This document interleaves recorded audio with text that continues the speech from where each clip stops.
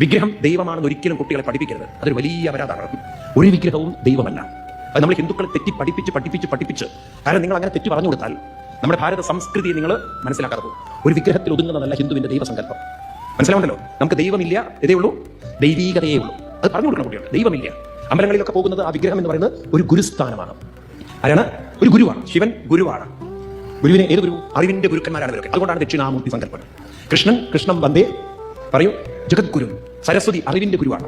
ലക്ഷ്മി സമ്പത്തിന്റെ ഗുരുവാണ്. ഒക്കെ ഗുരുക്കന്മാരാണ്. അതിലെ ഗുരുർ ബ്രഹ്മ, ദൈവം ബ്രഹ്മ, ദൈവം വിഷ്ണു എന്നാണ് എഴുതി വെച്ചത്. ആണോ? എന്താ എഴുതി വെച്ചത്?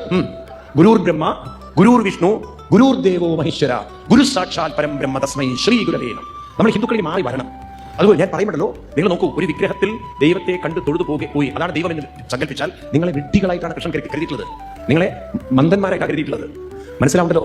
ഇതാണ് ഭഗവത്ഗീതയിലെ 7:24 ശ്ലോകം. പറഞ്ഞു കൊടുക്കൂ കുട്ടികൾക്ക്. അവ്യക്തം മാം അവ്യക്തം. ഞാൻ നിങ്ങളിൽ അന്തരാത്മാവായിരിക്കുന്ന എന്നെ നിങ്ങളത് മറന്ന് ഒരു വ്യക്തി മന്യന്തേ, വ്യക്തിയായി നിങ്ങൾ കാണുന്നുവെങ്കിൽ അബുദ്ധയ, ബുദ്ധിയില്ലാത്തവരാണ്.